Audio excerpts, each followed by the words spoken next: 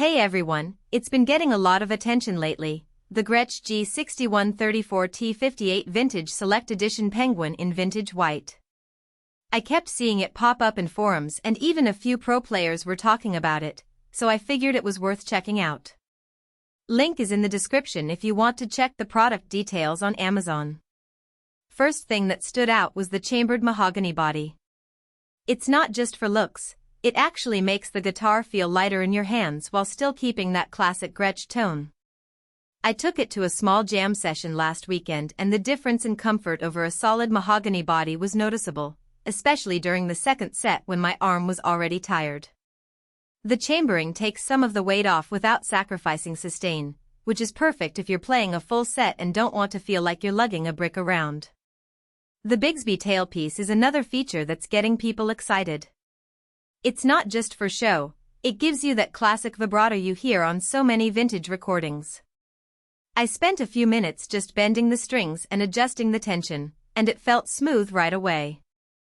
No weird catches or stiffness, which is a relief because sometimes Bigsby's can be finicky.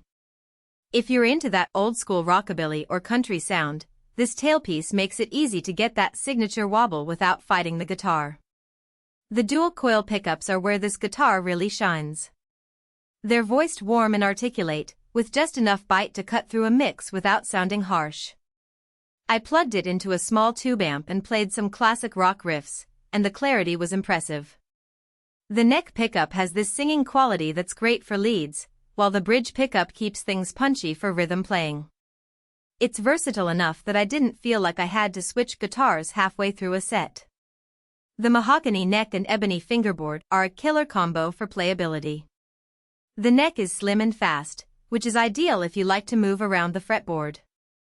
I tested it with some jazz chords and then switched to blues licks, and the transition felt natural. The ebony fingerboard adds a bit of durability and a slick feel that helps with fast playing.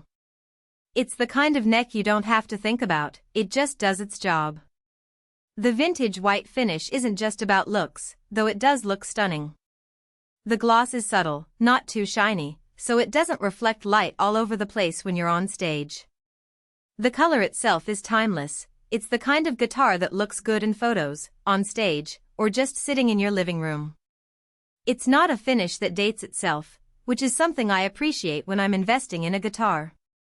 I also want to mention the build quality. Gretsch has really nailed the fit and finish on this one.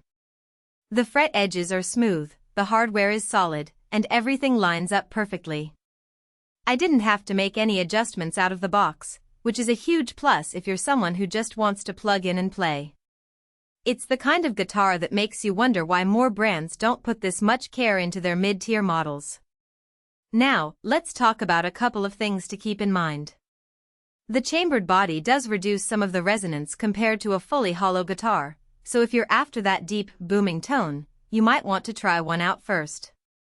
It's not a deal breaker, but it's worth noting. Also, the Bigsby can take some getting used to if you've never played one before. It's not difficult, but it does require a bit of finesse to dial in the right tension. If you're used to a hardtail, it might feel a little loose at first. Overall, this guitar is a fantastic choice if you're after that classic Gretsch sound with modern playability. The chambered body keeps it light, the pickups are versatile, and the build quality is top-notch. It's not the cheapest option out there, but it's priced well for what you get. If you've been eyeing this Penguin, it's definitely worth a closer look. You can find all the details in the description below. Thanks for watching, and I'll catch you in the next one.